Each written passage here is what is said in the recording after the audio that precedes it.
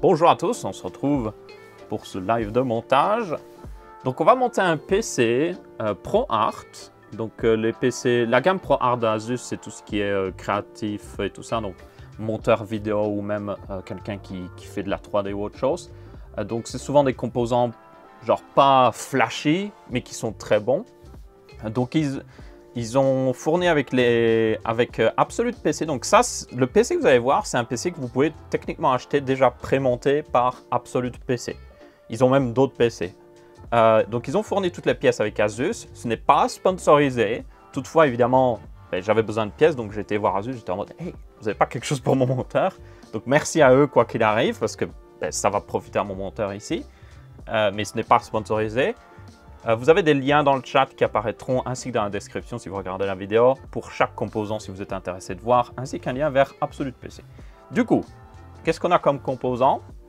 Nous avons d'abord, on va commencer par ce qui fait un peu le centre de ce PC. Donc là, on a la B660 Creator D4 de Asus. Donc c'est une carte mère en socket LGA 1700. Donc on va mettre des Core Intel de 12e génération dedans. C'est du coup du B660, donc pas d'overclocking, mais on n'en a pas besoin. Et surtout, le D4 indique que c'est de la DDR4, parce que, bon, on n'a pas besoin de DDR5, honnêtement. C'est bien la DDR5, mais ça coûte extrêmement cher. Donc, je préfère DDR4. Honnêtement, ça ne changera pas grand-chose. Nous avons la carte graphique. Donc ça, c'est la TUF, c'est l'Asus TUF RTX 3060 en 12 Go.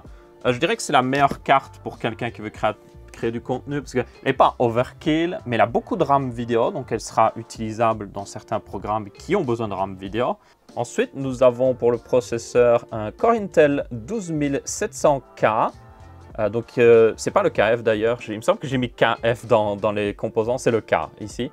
Donc, il a quand même un chipset graphique intégré, donc si le monteur a un problème de carte graphique ou il veut changer de carte graphique ou autre chose, il peut toujours utiliser le chipset graphique intégré.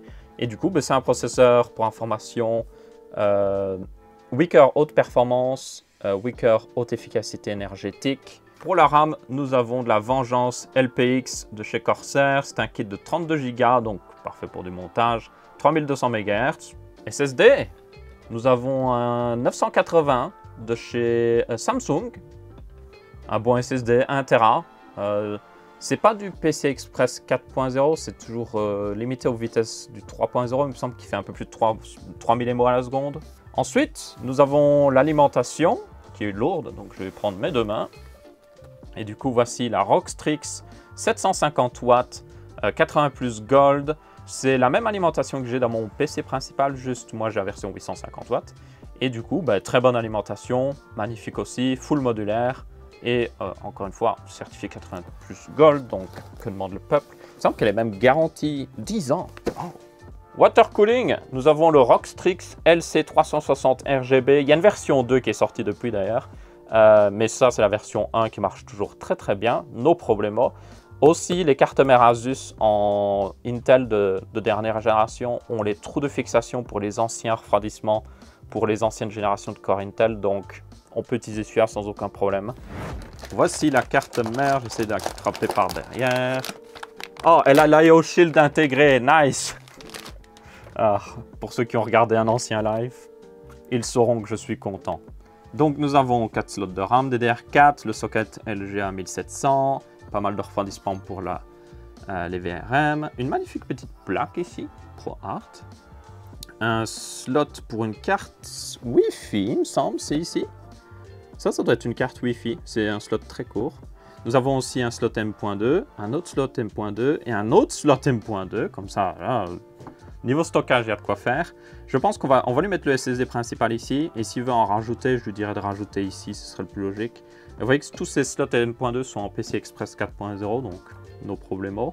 Nous allons d'abord installer le SSD. J'ai envie de l'installer en premier. Ça ne change franchement pas grand-chose d'installer ça en premier par rapport au processeur, donc je vais le faire.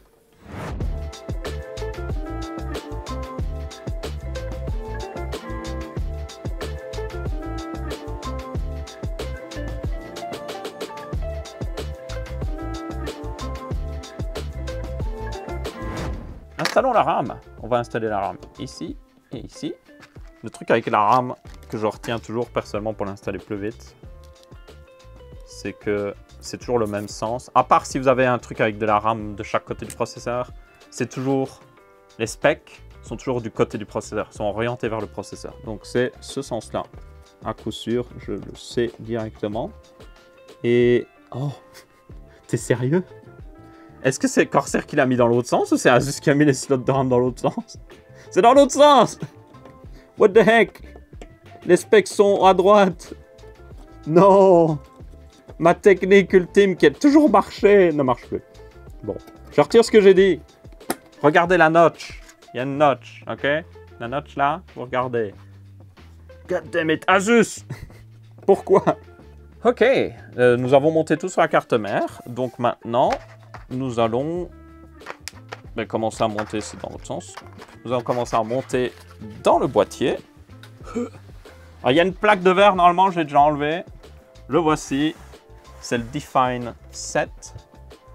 Boîtier très simple au niveau design, très sobre, mais il y a tout ce qu'il faut. Hello, ça va? Comment allez-vous? On va déjà enlever les ventilateurs à l'avant parce qu'on n'en a pas besoin. On va mettre le refroidissement de 360 mm. Donc ma logique est la suivante. C'est un PC de montage, ok? C'est pas un PC de jeu. Il va jouer peut-être, mais voilà, c'est pas un PC full jeu, ok? Donc, on veut en priorité refroidir le processeur. Donc, on va mettre le refroidissement à l'avant de 360 mm, si on peut, normalement on peut. Et on remettra les 240 mm qu'on a à l'avant au-dessus, pour un peu plus de sortie d'air. Et du coup, ben voilà, c'est tout. Bon, en vrai, j'ai commencé à mettre le boîtier sur le côté, donc je suppose qu'on va installer la carte mère. Je vais déjà enlever les filtres aussi, il y a plusieurs filtres ici. Zup. Voilà, tout simplement, en place. Donc tout est bon à ce niveau-là, il n'y a plus trop grand-chose à faire pour le moment. Donc ce qu'on va faire, c'est que je vais commencer à relocaliser les ventilateurs. On ne va pas les installer tout de suite au-dessus, parce qu'il y a le connecteur Whip-in et sous ça installé, mais j'aimerais au moins déjà enlever ceux de l'avant pour mettre le refroidissement du CPU, basiquement. Donc ouais, c'est ce qu'on va faire.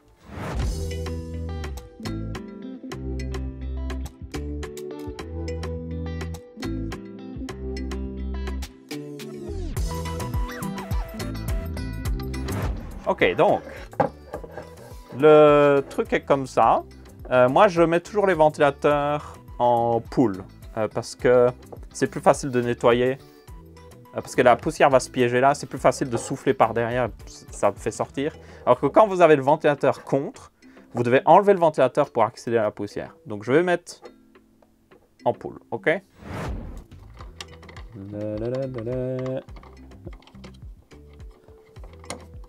Je veux dire, nous ne sommes pas en face du trou. Toujours se mettre en face du trou avant d'envoyer la vis. C'est bon. Et c'est bon. C'est bon. Ok. Donc, nous mettons le truc comme ça. Alors, on va devoir faire passer les câbles. Ouh. Ok, commençons par celui du bas. Bah, celui du bas, c'est le plus simple, parce que là, il y a un énorme trou. Alors, il faut que je fasse passer le truc à travers ce petit trou dans un sens. Voilà, là. On fait passer comme ça. Et ensuite, on refait passer dans l'autre sens. On est en train de tresser les câbles ici. Voilà. Ah, les passages de câbles. Quel bonheur. Toujours un plaisir. Ok. Voilà. Donc, on va mettre en face correctement. Et on va... Du coup, prendre ce gars-là. Et alors, on ne peut pas le visser en haut. Vous devez le voir. Il n'y a pas de trou pour le vis 120 mm en haut. C'est juste 140 mm. Mais moi, j'aimerais mettre le radiateur le plus haut possible pour profiter de, comme je dis, le fait que les bulles s'accumulent là-haut. Après, il y a juste besoin qu'ils soient un petit peu plus haut que la pompe. Mais juste pour être sûr. Voilà.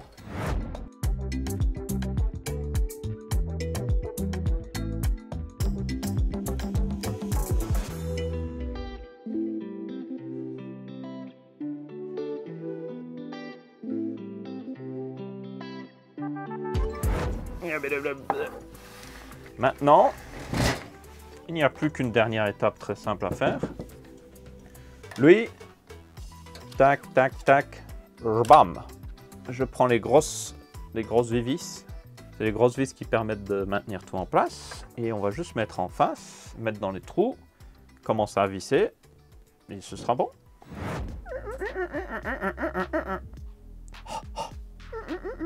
Salut, ça va? Je vais faire mes vidéos comme ça. Facecam. Branchons les câbles.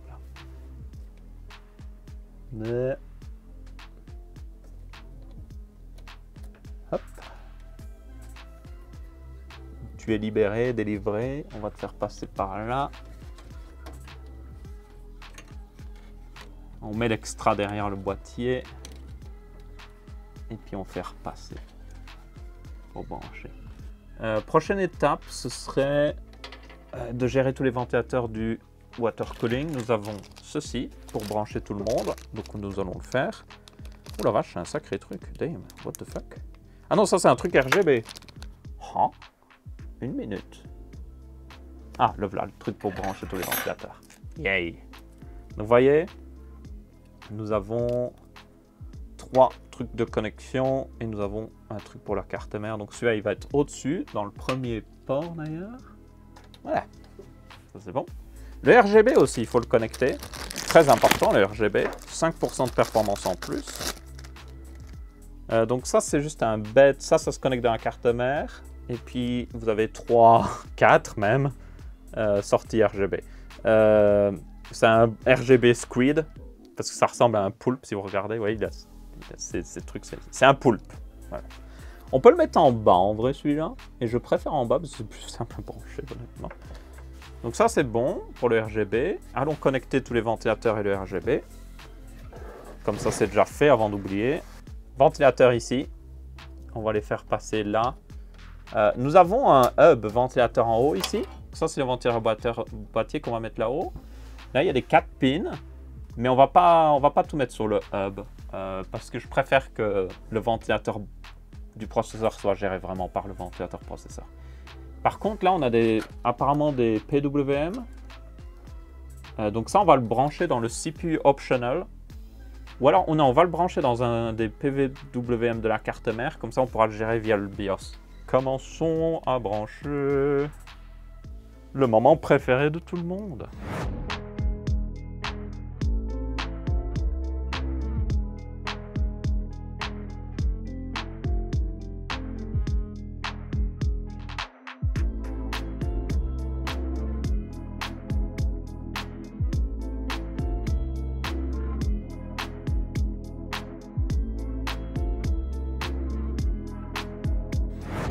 Ok, donc ça c'est bon. Maintenant, j'aimerais bien commencer à mettre l'alimentation.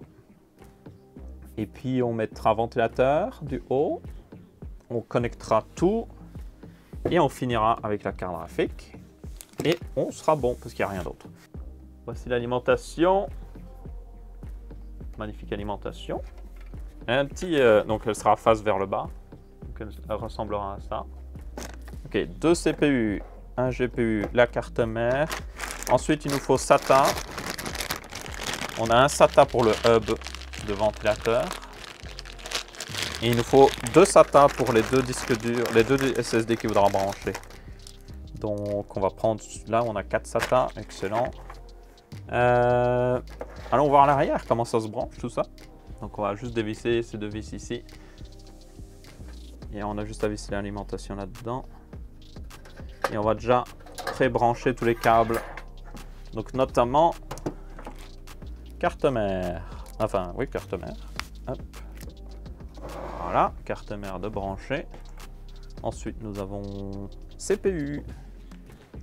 Donc tout ça, c'est CPU et VGA. Donc on va mettre les CPU le plus accessible possible. Donc un là. Et le deuxième, on le mettra à côté là. PCI Express, on va le mettre le plus loin possible du CPU, comme ça on a de la place. Hop. Tout le monde passe là-dedans. Tout le monde passe là-dedans. Voilà.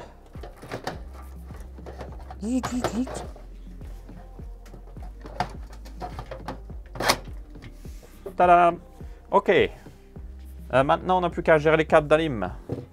Chose que on adore faire, n'est-ce pas?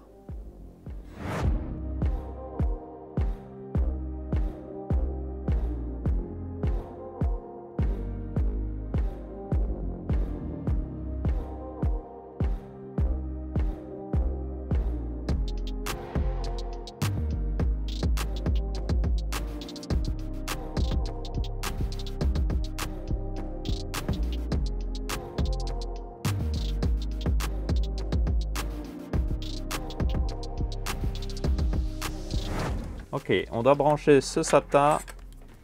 Donc si on imagine, il branche un disque dur, il branche un autre disque dur, enfin un SSD, on va brancher le dernier SATA du coup. On va mettre le reste là-dedans de manière très propre, évidemment. Ça c'est bon, le hub est branché. Il y a 2 SATA ici qu'il peut utiliser pour brancher ses SSD. SATA, branché. Le GPU est là. Et puis nous avons la carte mère. Il est dedans, il est dedans. Il n'a pas fait un clic, donc j'étais un peu étonné, mais il est clairement dedans. Voilà. Plus qu'à mettre les 2 ventilateurs en haut, la carte graphique et c'est bon. On sera bon.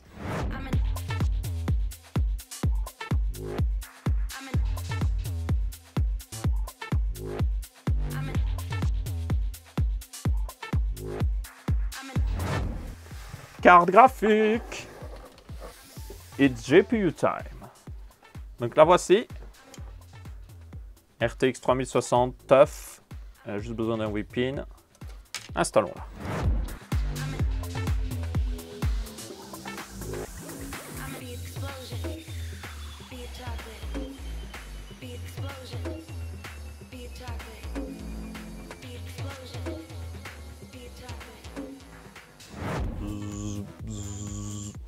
C'est fini.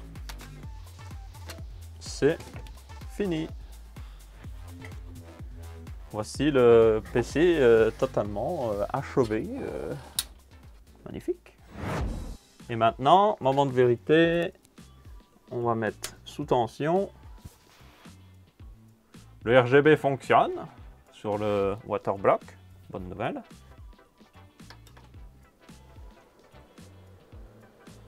Voilà. J'entends les bulles d'air faire le chemin, c'est normal. Quand vous allumez un water cooling pour la première fois, vous allez toujours avoir un peu de bulles d'air qui traînent. Et au bout de quelques temps, ce sera bon. C'est bon, là il est en train de botter. On a une image. On est dans le BIOS. Là on est dans le BIOS maintenant. Le CPU est à 27 degrés, donc la température est très bonne. Les ventilateurs du haut et tout tournent à une bonne vitesse raisonnable. Qu'est-ce que je peux vérifier d'autre? Est-ce que, oui, on a les 2 slots de RAM détectés.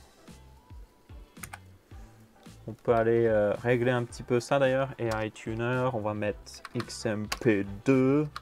Vous aurez une vidéo de résumé de tout ce montage. Et puis vous aurez une vidéo qui vous montrera les performances du PC avec notamment des tests du monteur qui fera des tests de rendu, donc versus son ancien PC avec son nouveau.